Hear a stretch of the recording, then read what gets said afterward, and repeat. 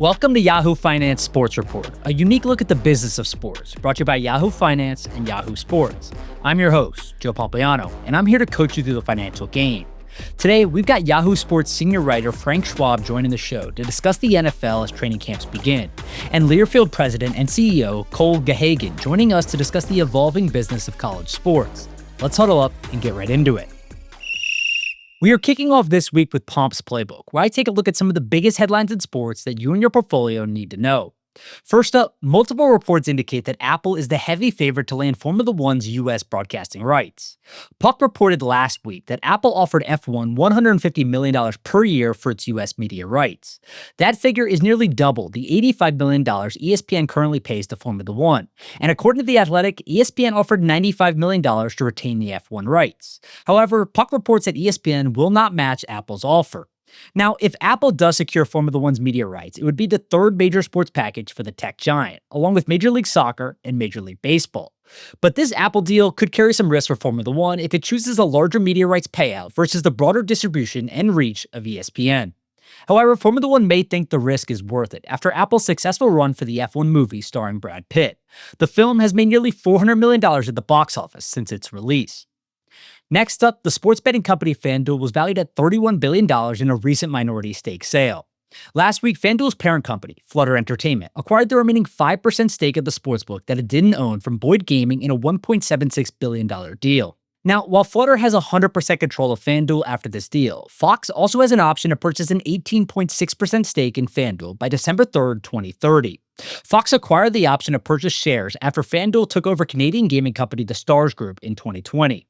Fox originally had the option to purchase equity in The Stars Group, but that option was converted to purchase shares in FanDuel after its 2020 takeover of TSG. Fox executive chairman and CEO Lachlan Murdoch said last year that Fox plans to exercise the option. And luckily for Fox, the option stipulates that the company can buy the 18.6% stake for $4.5 billion, based on FanDuel's 2020 market value of $24.2 billion. To round out Pomp's Playbook, I'm looking ahead to the Open Championship, which takes place at Royal Portrush Golf Club in Northern Ireland this weekend. The Open is the last golf major of the year, and world number one Scottie Scheffler is the favorite to win according to multiple sportsbooks. Scheffler and the rest of the Open field will be competing for a $3.1 million championship prize and the iconic Claret Jug. In total, the Open's prize pool will be $17 million, the same as it was last year, making the tournament the lowest paying major of the professional golf calendar, behind the PGA Championship at $19 million, the Masters at $21 million, and the US Open at $21.5 million. And while most of you listening and watching will likely never play in the Open, that doesn't mean you can't play Royal Portrush. The 137-year-old golf club is open to the public, and you can play around at the same course as this year's Open Championship for roughly $540. All right, let's talk some football. NFL training camps are ramping up this week. So today, we're bringing on Yahoo Sports senior writer Frank Schwab to talk about the upcoming NFL season. Frank, thank you so much for joining us today. And I'd love to just start with some general training camp storylines that you're watching this season. Whether it's players, coaches, organizations, teams, etc. What are you keeping an eye on of interest? Boy, there's a lot. I mean, it's one of those things where when training camps start, all 32 teams have something exciting, interesting. I think you got to start at the top. The Philadelphia Eagles, just coming off this massive, great Super Bowl win. Can they repeat? It's very tough. We saw the Kansas City Chiefs do it before them, but what the Chiefs did is rare. It is tough to repeat in the NFL. So definitely keeping an eye on the Eagles to start with. See if Saquon Barkley can repeat his great season. And then there's the teams that just fell short. How do the Chiefs rebound? The Super Bowl hangover is real. It hits a lot of teams, especially the losing ones. How do they come back?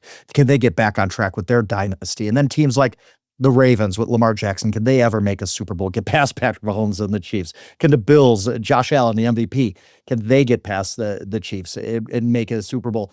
It's like Patrick Mahomes is sucking up all of the oxygen in the room and making all the Super Bowls like Michael Jordan did for the Chicago Bulls in the 1990s. So do other teams get a chance?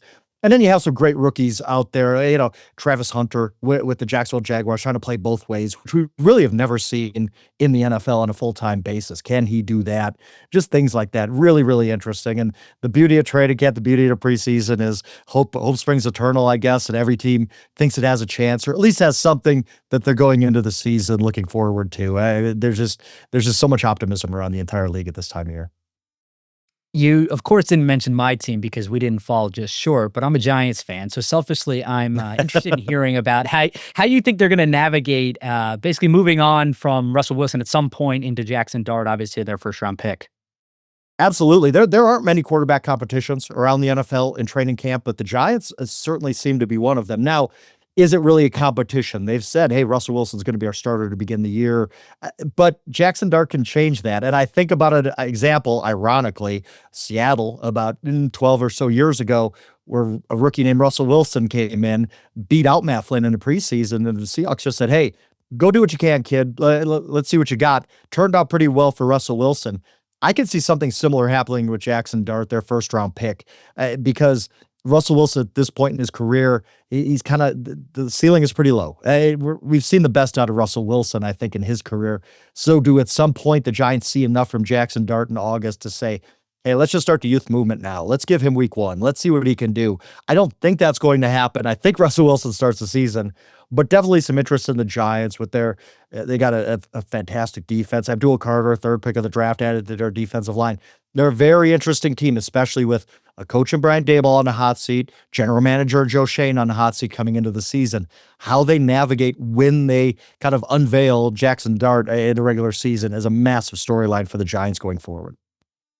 Yeah, Frank, and I'd love to hear just from like a 30,000-foot view perspective of just like the business of the NFL, right? If we think about the NFL today, I mean, it's experienced monster growth over the last decade. It's by far and away the most popular sports league in America, most profitable sports league in the world. There's international growth. Roger Goodell seems to want to stick around for another contract as league commissioner. What is your opinion on just like how big the NFL is today, but where they can go from here and how they can continue to grow the business? And you know what? I would say that it's got to stop somewhere. There has to be some plexiglass principle going on where you reach the top and you can't go any further, right? But the NFL just keeps growing, and it has blown me away in the past few years. Well, we have this fractured media world, right, where everybody's watching everything else. There's no monoculture anymore. We're not all sitting down to watch Cheers on a Thursday night, right? But yet everybody seems to sit down to watch the NFL. When you've seen other sports get affected, I think the NBA has been affected with their ratings. You saw that in the most recent finals. Major League Baseball for sure is seeing its ratings kind of dwindle because just that's how everything is. Every stream is something on Netflix, so we have no attention span. But yet tens and millions of people, in the Super Bowl's case, hundreds of millions of people, tune in to watch this game and are talking about it. And it's become such a communal event. I think the NFL has just gotten very lucky with their product that it is a product you can invest in one day a week on a Sunday in the fall and have your fantasy teams. And in some states, you're betting. So when you ask me where can the NFL go from here, in my mind, I'm like, they can't grow any bigger than they have. But then why not? The international market is huge for them. They're having 7 international games this year. That's something they want to do. Even Roger Goodell's come out and said basically that he can envision a scenario where there's an international game every week. And I think that that's really where the NFL wants to grow is internationally, but even domestically. It just continues to grow and get bigger. And we've seen some sales of franchises where the sticker shock is just kind of amazing. And how the NFL has grown, I give them a lot of credit because, again, everything else has been fractured and our attention spans, and we don't do anything communally anymore, but yet the NFL does. The NFL is one of the rare things that we all share live on a Sunday night or a Monday night where everybody's kind of doing their own thing. Everybody might stream that new Netflix show, but it's all at different times. We'll talk about it whenever. The NFL is still the one thing that we kind of come together with. Yep, it's a very good point. I remember a while ago, Mark Cuban said, pigs get fat, hogs get slaughtered. The NFL was getting hoggy. That was a decade ago, and it hasn't slowed down. So we'll see if that happens anytime soon. Yeah. But thank you so much for joining us today, Frank. Absolutely. I appreciate it. All right, we have to take a quick break, but when we come back, I'll be talking to Learfield President and CEO Cole Gahagan.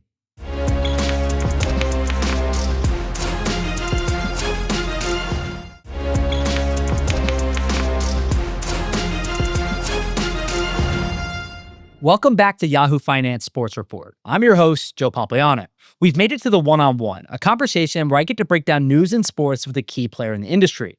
This week, we're talking to Learfield President and CEO Cole Gahagan.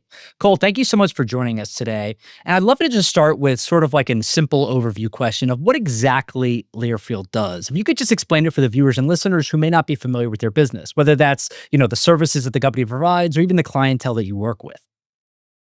Joe, it's good to be with you. Happy to answer that question. As you can imagine, it's a question that I answer pretty frequently. I often say that Learfield is the largest, most influential company in college athletics you've never heard of.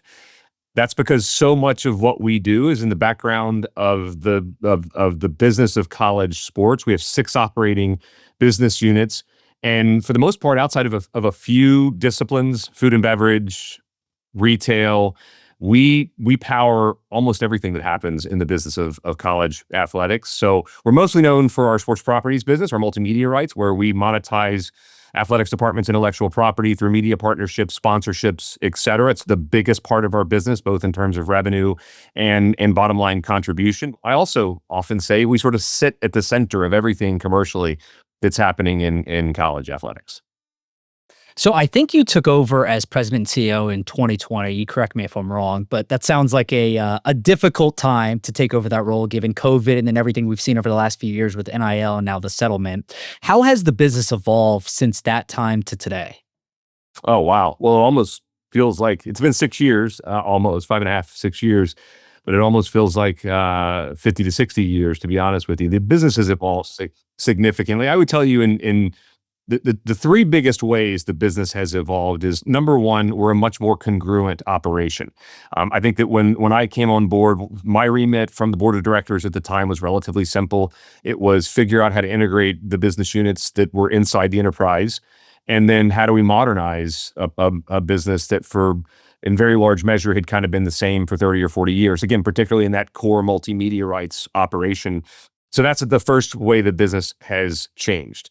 In fact, funny enough, we just wrapped our annual company conference last week, and the theme of this year's conference going into this new fiscal year was One Learfield, that all of these business units come together to make this a really successful business. The second way that it's evolved, honestly, Joe, is just a completely different and modern company, particularly, again, that multimedia rights space. We are data-centric. We're the largest data platform in all of college athletics, one of the biggest data platforms globally. We have 115 million known fans in our database, which is known as FanBase. We provide that data and insights back to schools to help them drive more activity at their athletics departments. So we're a data-centric operation. We're a media operation. We do over 1.5 billion impressions every year of content that we create on behalf of brands, athletes, and schools. We have our own proprietary programmatic marketing platform that we use to reach fans 24 hours a day, 7 days a week on behalf of schools and brands. So there's just a lot that's happened in the last several years, not just to evolve the company, make it more congruent, but to modernize it as well. Yeah, and I'd love to just tap in on the data component you mentioned there, because I think a lot of people look at sort of the marketing or the way that some of these athletic departments are run, and they think it's sort of just throwing things at the wall. But you mentioned that you guys have 115, I think it was, million data points on fan information. You send this back to the schools. If you could just give us a little information on what the schools are doing with this, like how are they using that data to drive ticket sales and other things like that? It's a great question. Look, in all industries, but especially sports and entertainment as it relates to fans, I think people talk a whole lot about data, but they don't talk enough about 2 very important things. What is the source of that data, and what are you doing with it? And then how are you monetizing it? Those are 2 very important factors that I don't think businesses talk enough about, particularly in the B2B space. So let's break down each. Most importantly, the data that we get is first-party data, which in a world of increasing stringent data practices and policies by the Metas of the world, the Alphabets of the world, having the rights to first-party data is really important. Our first-party data comes from 2 primary sources that I often call the sort of front door of college athletics, if you will, Pacul and InsightArm. If you're a fan of college athletics, the chances are really good we see you multiple times throughout the year, and I either see you in an anonymized way because you're on the official athletics site or you're on the mobile app, and I may not be able to know that you're Joe and your email is this and your credit card info is this, but I can create a profile around you by tracking your activity and ultimately market to you. Or I know you in a de-anonymized way, which is to say you bought a ticket, we have your contact information, and we can leverage that data that we acquired during that transaction to go build a similar profile. What we do with it, and most importantly, how we monetize it, in 3 primary ways. Number one, as I mentioned, we have a data dashboard where we share insights back with the schools. So again, information around where your fans are coming from, where they live, how many events they're frequenting, all of that information and more that helps you really understand your fans better. And then you can drive donor and development dollars as a result of it. You can sell more merchandise. You can sell more tickets to your events. The second and third areas that we use it are in our multimedia rights business. Knowing who the fans are gives us the opportunity and the license to market to those fans 24 hours a day, 7 days a week on behalf of the brands that pay us to have association with the school's IP. And the third way that we monetize that data, Joe, is through use by our sellers. We have over 800 sellers all over the country across 150 different college sports properties, and they're growing the sponsorship business on behalf of those schools. The more they know about the fans in Lubbock, in Gainesville, in Ames, Iowa, et cetera, the more effective they can be when they're talking to sponsors about becoming a partner at those schools. Because we know where those fans are, we understand their demographic and their makeup, and we can market to them in a more holistic way. So our sellers are able to use that data to be more effective as well. That's awesome. I'm glad I asked that question because that was super insightful. But the last question I have for you, Cole, is around how athletic departments are driving new revenue, right? With the House versus NCAA settlement, it created this new revenue sharing model. And we've seen schools get a little bit creative on how they're going to drive additional revenue to fund athlete compensation, stadium naming rights deals, new ticket fees, talent fees, whatever you want to call them. The first part of the question is, what have you seen that is working well for schools and something that you think is critical in this area? And then number two, what are some untapped areas that you think we might be seeing in the future? Well, it's interesting on the heels of a conversation about the modernization of our business over the last several years that I'm going to shift back. I'm going to shift a little bit from the digital to the analog for a second.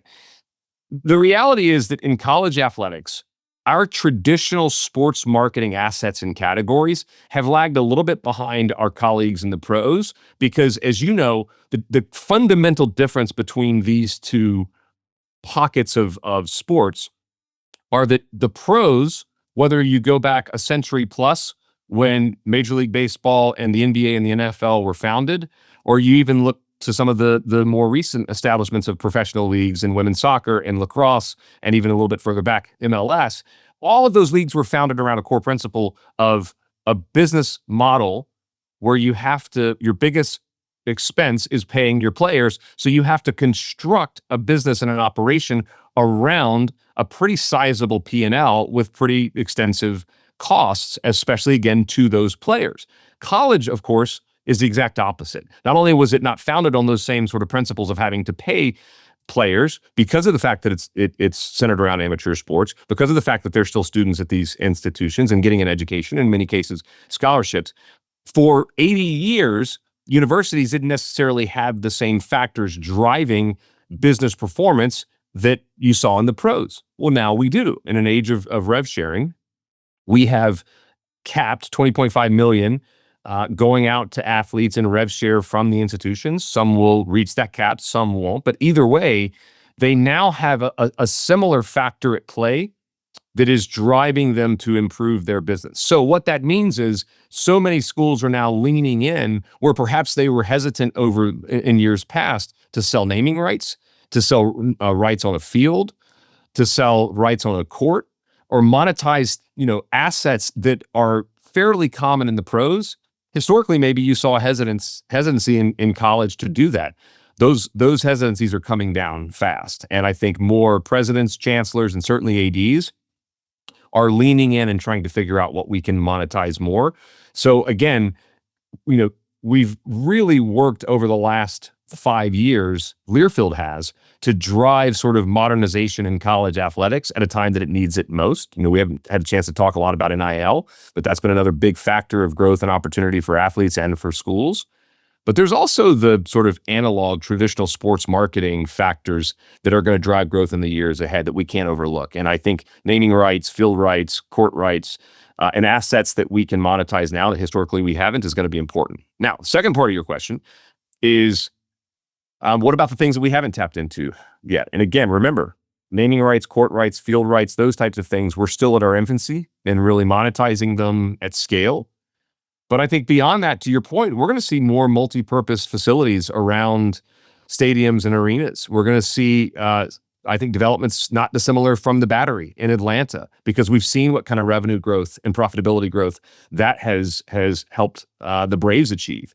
So I think we're going to see more multi-use and multi-purpose development, not dissimilar from what is being built in Knoxville right now around college campuses. And again, you're going to see, as a result of that, more initiatives, more assets, and more opportunities to significantly increase revenue on campuses.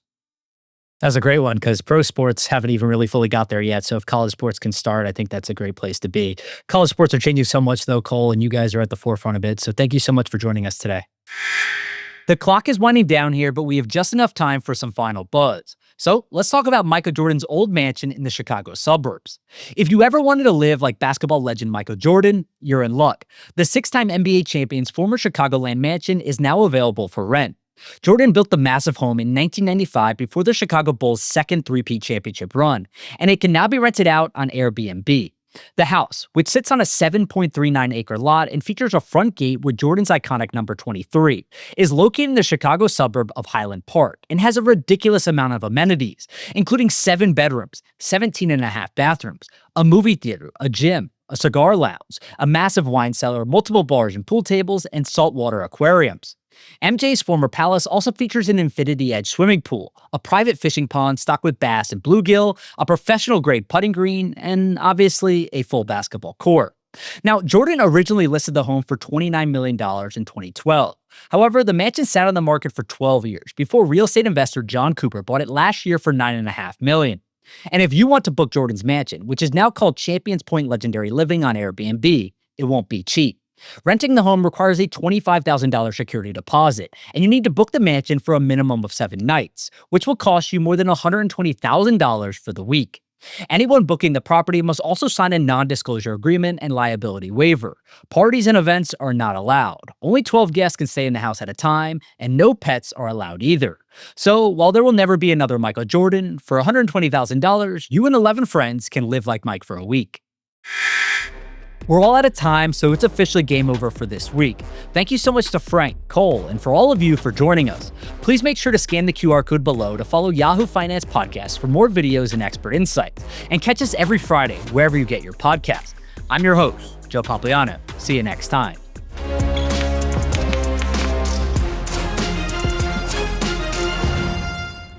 This content was not intended to be financial advice and should not be used as a substitute for professional financial services.